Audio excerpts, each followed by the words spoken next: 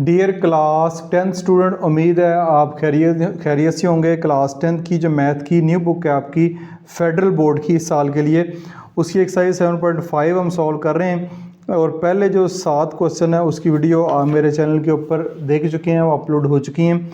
आज की वीडियो में इस एक्सरसाइज को जो बहुत ही इंपॉर्टेंट क्वेश्चन है, क्वेश्चन नंबर 8, क्वेश्चन नंबर 9 और क्वेश्चन नंबर 10, इन क्वेश्चन को कंप्लीट सॉल्व करेंगे। बाकी क्लास 10th की तमाम जो वीडियोस मैं अपलोड कर चुका हूँ क्लास 10th की मैथ की प्लेलिस्ट में अवेलेबल हैं। यहाँ यूट्यूब के सर्च बार में भी exercise 7.4 class 10th new book by learning zone type करेंगे, तब भी वीडियोस आपके सामने आ जाएंगी। सबसे पहले हम क्वेश्चन नंबर 8 की बात करते हैं। क्वेश्चन नंबर 8 को सबसे पहले क्वेश्चन को समझना आपने। From the top of the tree, एक ट्री है उसके टॉप, फर्ज करें ये है हमारा ट्री, ठीक है। From top of the tree, ये ट्री के टॉप पे यहाँ की बात हो रही है। The angle of elevation and depression of the top and bottom of building are 30 degree and 45 degree respectively. तो angle of elevation पहले एलिवेशन की बात हो रही है, बाद में डिप्रेशन की बात हो रही है। Of the top of the bottom building are 30 degree, angle of elevation 30 degree है और एंगल ऑफ डिप्रेशन जो है 45 डिग्री है। तो सबसे पहले एलिवेशन की बात करते हैं। जब टॉप ऑफ द ट्री यहाँ पे बंदा खड़ा होगा तो वो ऊपर की तरफ देख रहा होगा, ये ऊपर की तरफ देख रहा होगा, तो ये आपका एंगल ऑफ एलिवेशन 30 डिग्री का होगा, ये ऊपर की तरफ देख रहा है। और एंगल ऑफ डिप्रेशन क्या होगा, ये आपका एंगल ऑफ डिप्रेशन होगा, वो नीचे की तरफ देख रहा है, 45 डिग्री है।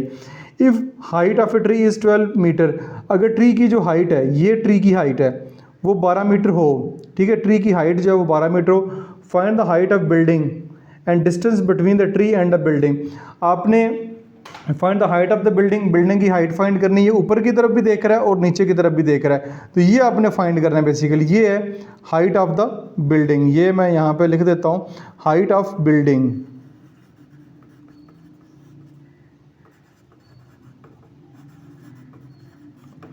ये आपके पास हाइट ऑफ बिल्डिंग होगी। And distance between the tree and the building, tree और बिल्डिंग के दरमियान जो फासला है, ठीक है, ट्री और बिल्डिंग के दरमियान जो फासला है वो भी हम फाइंड करेंगे। यानी ये ट्री है और ये बिल्डिंग है, ठीक है, इसके दरमियान जो फासला है वो भी हम फाइंड करेंगे, ठीक है। ये कुछ इस तरह का क्वेश्चन बनेगा। तो ये मैंने इसको ज्वाइन कर दिया, ये आपकी एक जो है शेप इस तरह की कुछ बनेगी। शेप आपको समझ आ गई है, उसका नाम यहाँ पे ए, यहाँ पे बी, यहाँ पे सी, यहाँ पे डी, यहाँ पे ई रख लें। ये हाइट ऑफ द ट्री है, ठीक है, इसको मैंने एक्स का नाम दे दिया, ये हमने फाइंड करना है, ठीक है, फाइंड करना है। Find the height of the building, building की हाइट फाइंड करनी है। And distance between the tree and the building, tree और बिल्डिंग के दरमियान जो फासला है वो फाइंड करना है, ठीक है। ये आपके पास डाटा है, इस डाटे के मुताबिक क्वेश्चन को सॉल्व करते हैं। तो सबसे पहले triangle C D E, triangle C D E, इसको लेते हैं, सी डी ई, इसकी बात करते हैं, ठीक है। इस ट्राइंगल की बात हो रही है, ये है सी डी ई। इसमें tan theta is equal to perpendicular और बेस, tan ही लेंगे। tan क्यों लेंगे, क्योंकि tan जो है वो जानते हैं, क्वेश्चन पहले भी हमने सॉल्व किया, ये ट्रिग्नोमेट्रिक रेशियोज होती हैं। यहाँ पे tan theta is equal to perpendicular और बेस है हमारे पास, ये परपेंडिकुलर है, ये बेस है, ठीक है। एंगल हमें दिया गया, तो हम यहाँ से ये बेस फाइंड करना चाह रहे हैं, एक्स की वैल्यू फाइंड करना चाह रहे हैं, तो ये हमारे पास एक्स की वैल्यू आएगी, तो ये हम फाइंड करते हैं। ये tan theta is equal to perpendicular और बेस, tan थीटा क्या है, tan की वैल्यू क्या है थीटे की, वो 45 है, यहाँ पे tan 45 डिग्री। ये आपके पास डी ई है जो इसकी परपेंडिकुलर है, और बेस जो है वो सी डी है। tan 45 की जो वैल्यू वो 1 होती है। ये आप कैलकुलेटर की मदद से भी कर सकते हैं, वैसे भी जो है ये पिछले वाले क्वेश्चन में भी हम निकाल चुके हैं, लेकिन मैं कैलकुलेटर की मदद से निकाल के एक दफ़ा दिखा देता हूँ। ये आपके सामने कैलकुलेटर आ गया, ये बल्कि निकली भी है tan 45, दोबारा देख लेते हैं, tan 45, तो tan 45 की जो वैल्यू 1 आपके पास आ रही है, ठीक है, tan 45 की वैल्यू आ गई। फिर आप क्या करेंगे, डी ई आपका क्या है, परपेंडिकुलर, डी ई, ये इसकी वैल्यू 12 है, ठीक है। ये हाइट ऑफ जो ट्री है इसकी वैल्यू 12 हमें दी गई है। एक्स हमने फाइंड करना है, ये हमने फाइंड करना है। एक्स इधर डिवाइड हो रहा है, इधर जाके मल्टीप्लाई हो जाए, तो एक्स की वैल्यू क्या आ जाएगी, 12 मीटर, एक्स की वैल्यू आ जाएगी 12 मीटर। और ये हम यहाँ पे स्टेटमेंट लिखेंगे, distance between the tree and the building is 12 metre. Distance, ये ट्री है, ये बिल्डिंग है, इसके दरमियान जो फासला है वो 12 मीटर का आ चुका है। अब हमने फाइंड करना है height of the building, height of the building find करनी है। अगर ये ई जो डी है ये 12 मीटर है, तो ये भी 12 मीटर होगी, बी सी भी 12 मीटर है, ये 12 मीटर है तो ये भी 12 मीटर होगी। ये वाली वैल्यू अगर हम फाइंड कर लेते हैं तो इन दोनों को ऐड करके हाइट ऑफ द बिल्डिंग हमारे पास आ जाएगी। ये वैल्यू हमारे पास मौजूद है, ये फाइंड करनी है। तो वाई एक्स, ठीक है, ये मैंने एक्स लिखा हुआ है, ये अगर हमारे पास 12 मीटर है, ठीक है, ये 12 मीटर आ गया, ये 12 मीटर है, तो ये भी हमारे पास कितना होगा, 12 मीटर होगा। ये वाली वैल्यू भी हमने फाइंड किया, सी और डी 12 मीटर है, तो बी और ई की वैल्यू भी 12 मीटर होगी। तो अगेन यहाँ पे tan theta is equal to perpendicular और बेस ही करेंगे, ये परपेंडिकुलर ये बेस, तो tan 30 की वैल्यू जो है, अगेन मैं कैलकुलेटर का से बता देता हूँ आपको, tan ये आपके पास 30, ये आपके पास 0.5773 आपके पास वैल्यू लिखी है, यही मैंने लिखी हुई है। तो परपेंडिकुलर है ए बी, ये है जी परपेंडिकुलर ए बी, ठीक है, और ये है बी ई बेस इसकी। tan की वैल्यू 30 की वैल्यू लिखी, ए बी वाई हमने फाइंड करना है, और एक्स बी ई जो एक्स है, एक्स की वैल्यू 12 है, 12 इधर डिवाइड हो रहा है, इधर आके यहाँ से मल्टीप्लाई हो जाएगा, मल्टीप्लाई करेंगे तो ये आपके पास वाई की वैल्यू आ जाएगी। ये वाई की वैल्यू जो है वो 6.9276 मीटर आ गई, ये वाई की वैल्यू आ गई। वाई की वैल्यू भी आ गई, एक्स की वैल्यू भी आ गई है, तो ये 12 मीटर है, ये वाई की वैल्यू भी हमारे पास आ गई। इन दोनों को ऐड करेंगे तो हाइट ऑफ द बिल्डिंग भी आ जाएगा। ये आ जाएगा height of building 12 plus y, ये वाला 12 और ये वाला वाई, 12 प्लस वाई करेंगे, 12 में 6.9276 ऐड करेंगे तो 18.93 मीटर जो है वो बिल्डिंग की हाइट आ जाएगी। तो हाइट ऑफ द बिल्डिंग भी आ गया, और ये आपके पास फासला भी आ गया बिल्डिंग से, ट्री का जो फासला है वो भी हमने फाइंड कर लिया। दोनों काम जो है इस क्वेश्चन में मुकम्मल हो गए। तो ये आपका क्वेश्चन यहाँ पे कंप्लीट हो गया। क्वेश्चन नंबर 9 की जानब मूव करते हैं। क्वेश्चन नंबर 9 को भी ज़रा गौर से समझना आपने क्वेश्चन को।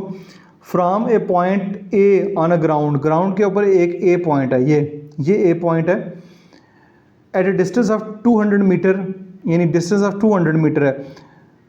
Angle of elevation of top of the tower is alpha. ये टावर है जी, ये है टॉप ऑफ द टावर, ये एक टावर है जिसका नाम मैंने डी सी रखा हुआ है, टॉप ऑफ द टावर, और इस से 200 मीटर दूर पॉइंट ए के ऊपर एंगल जो है वो अल्फ़ा है। There is another point B, एक और पॉइंट है बी, ठीक है, 80 metre near to the tower, यानी यहाँ से 80 metre near to the tower, यानी यहाँ से ए पॉइंट से, ठीक है, 80 मीटर यानी टावर की जानब, ये टावर की जानब, ऐसे टावर की जानब 80 मीटर दूर एक पॉइंट बी है, वो मैंने यहाँ पे लिखा है। तो ये ए और बी का जो फासला वो 80 मीटर होगा। Near to the tower, the angle of elevation of top of the tower from B से जो एंगल ऑफ एलिवेशन है वो है बीटा, इसको कहेंगे बी को, इसको ये है beta. If tan alpha is 2 और 5, find the height of the tower and the value of beta. Height find करनी है और बीटा की वैल्यू फाइंड करनी है। अब बहुत सारे बच्चे यहाँ से यहाँ तक की जो वैल्यू है वो गलती करेंगे, वो 80 लिख देंगे, ये वाली वैल्यू यहाँ से 80 नहीं है, ठीक है। ए पॉइंट की बात हो रही है, ए पॉइंट से जो है वो बी पॉइंट है 80 मीटर, लेकिन वो ये है टावर की जानब, टावर की जानब जो है वो आपने इस फिक्रे पे गौर करना है कि पॉइंट ए से टावर की जानब 80 मीटर दूर एक जो है वो बी पॉइंट है। तो टोटल ए और सी यहाँ से लेके यहाँ तक फासला 200 मीटर है। ये अगर 80 होगा तो ये 120 होगा। ये आप बच्चे बहुत सारे पूछ रहे होंगे 120 कहाँ से आ गया। ए और सी ये वाला फासला जो टोटल है 200 मीटर है, ये अगर 80 है तो ये फिर 120 होगा, ठीक है। ये अल्फ़ा है, ये हमारे पास बीटा है, और ये हाइट ऑफ द टावर हमने जो है वो फाइंड करनी है। और tan अल्फ़ा की वैल्यू भी है, वो भी क्वेश्चन में हमें गिवन है, यहाँ पे मैं लिख देता हूँ। tan अल्फ़ा की वैल्यू जो है 2 और 5 क्वेश्चन में गिवन है। Find the height of the tower and value of B. अब दो ट्राइंगल की बात कर रहे हैं, सबसे पहले ट्राइंगल ए सी डी की बात करते हैं। अब इस वैल्यू को फाइंड करने के लिए हमारे पास ज़रूरी है कि ये वाली वैल्यू तो हमारे पास मौजूद है 200 मीटर की, ये ठीक है। अगर हम इस ट्राइंगल को लेते हैं, ये वाली इस ट्राइंगल को लेते हैं, तो यहाँ पे ये वाली वैल्यू है, ये वाली वैल्यू नहीं है, और एंगल भी यहाँ पे नहीं है, ठीक है, एंगल भी नहीं है। तो हम ये करें, पूरी ट्राइंगल, बड़ी वाली ट्राइंगल को लेते हैं, ट्राइंगल ए सी डी में, जिसमें ये वाली वैल्यू हमारे पास है, ये एंगल भी हमारे पास है, तो हाइट ऑफ द टावर जो है वो हमारे पास आ जाएगी। तो tan theta is equal to perpendicular over base tan alpha, यहाँ पे एंगल जो है उसका नाम अल्फ़ा है, तो tan alpha is equal to perpendicular है height of tower C D, और बेस उसकी है ए सी, वो मैंने लिखी। tan अल्फ़ा की वैल्यू 2 और 5 हमें क्वेश्चन में गिवन है, वो मैंने पुट कर दी। सी डी हमारे पास हाइट है h, और ए सी जो है यहाँ से यहाँ तक का फासला 200 मीटर हमें क्वेश्चन में गिवन है।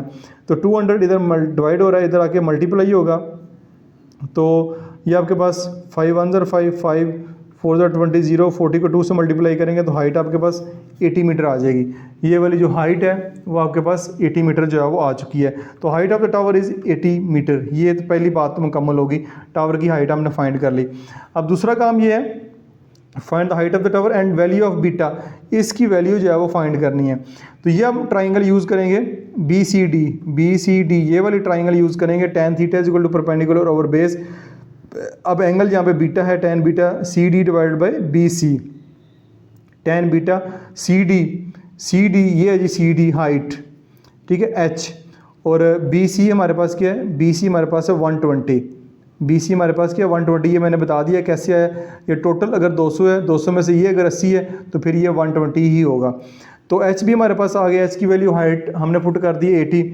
तो ये हमारे पास यहाँ पे tan beta is equal to 80 over 120 हो जाएगा। 0 को 0 से काट दें तो ये हमारे पास 8 ओवर 12 हो जाएगा। अभी इससे पिछले जो क्वेश्चन है, काफ़ी सारे क्वेश्चन हमने सॉल्व किए हैं। इसमें ये tan इनवर्स जो है ये कैसे आता है, ये मैं इससे पहले भी बता चुका हूँ, यहाँ पे बता देता हूँ दोबारा कि ये लिखा हुआ है tan beta is equal to 80 over 12 को डिवाइड करेंगे तो ये 0.66 ही आ जाएगा। दोनों तरफ 10 से डिवाइड कर दें, ये कैंसिल हो जाएगा, ठीक है बीटा। तो ये 10 नीचे है, ऊपर जाके ये tan इनवर्स हो जाएगा 0.666। तो बीटा tan इनवर्स 0.66 की वैल्यू फाइंड करना चाह रहे हैं तो ये भी आप कैलकुलेटर की मदद से फाइंड कर लेंगे। इसकी भी टेक्निक होती है, यह मैं आपको बताता हूँ। ये कैलकुलेटर आपने ओपन किया, अब इनवर्स फाइंड करना चाह रहे हैं, पहले शिफ्ट प्रेस करनी है, फिर आपने tan प्रेस करना है, tan इनवर्स आ जाएगा 0.666। तो ये हमारे पास जो आंसर आ रहा है वो आप देख सकते हैं, मैंने लिखा हुआ है 33.66 आ रहा है। तो इसको राउंड ऑफ करके जो है वो 33.69 जो है वो लिख सकते हैं, डिग्री लिख सकते हैं। एंगल क्योंकि डिग्री में होता है तो इसको मैंने डिग्री लिख दी है।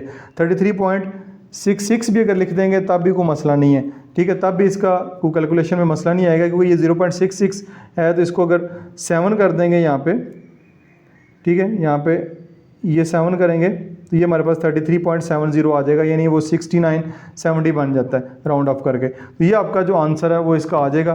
तो ये आपके पास बीटा की वैल्यू भी आ गई और हाइट ऑफ टावर जो है वो भी आपने फाइंड कर लिया। तो ये भी क्वेश्चन आपका यहाँ पे मुकम्मल हो गया। क्वेश्चन नंबर 10 उसको देखते हैं। क्वेश्चन नंबर 10 है, ए boat moving away from a light house.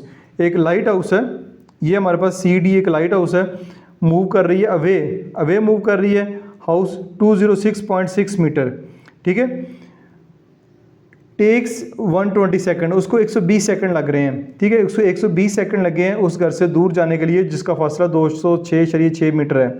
To change the angle of elevation of top of lighthouse from 60 to 45 degree, find the speed of the light.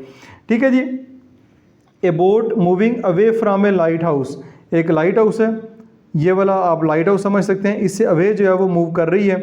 तो 120 second लगे हैं उसको move करने के लिए, फासला उसने तय किया 206.6 metre. To change the angle of elevation from top of lighthouse from 60, ये यहाँ पे खड़ी थी, ठीक है, यहाँ पे खड़ी थी, उसका एंगल ऑफ एलिवेशन 60 डिग्री है, मूव करके इस तरफ गई है, मूव करके इस तरफ गई है, तो अब उसका एंगल जो है वो 45 डिग्री का बन गया। ये मूव किया है, इस मूवमेंट के लिए उसको 120 सेकंड लगे हैं और फासला उसने 206.6 मीटर का तय किया है।